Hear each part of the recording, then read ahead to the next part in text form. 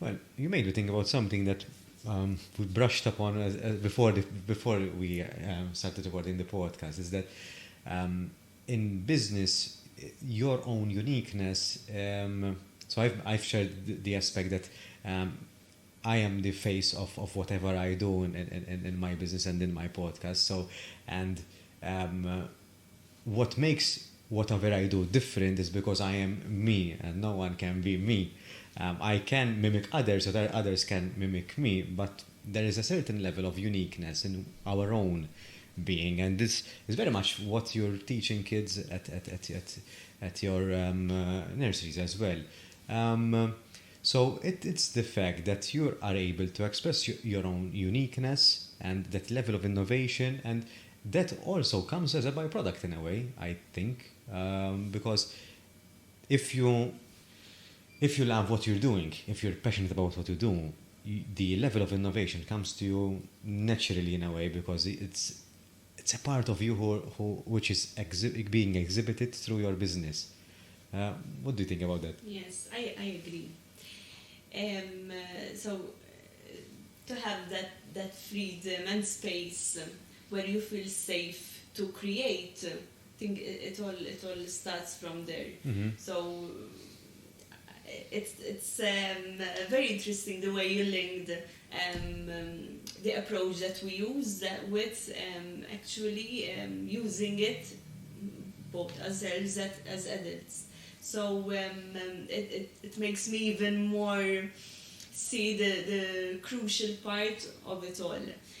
Having said so, just to give a different perspective, when, of course, you're running a business and you have your own team, I think that's very important that each and every team member is an individual with their own skills, with their own talents, with their own interests. And I think that is the biggest asset a team can have. Yeah. So when combined all together, then the best outcome will be, of course, portrayed.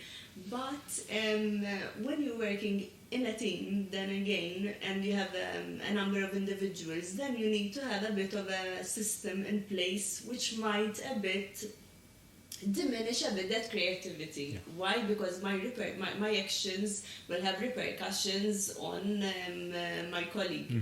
Just to give you an example, like it would be lovely to live in each and every educator creating their own routine from when they come in until their end of shift.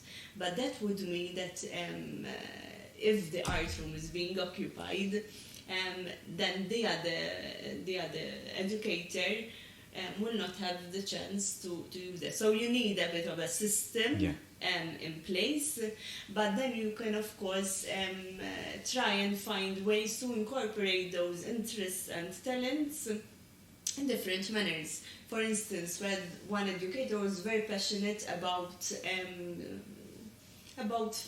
creating crafts with felt. So we used that to incorporate her passion by doing similar activities with her group, or creating resources that we then use during storytelling. So we try and give room to expand their interests, and you can share with the rest of the team.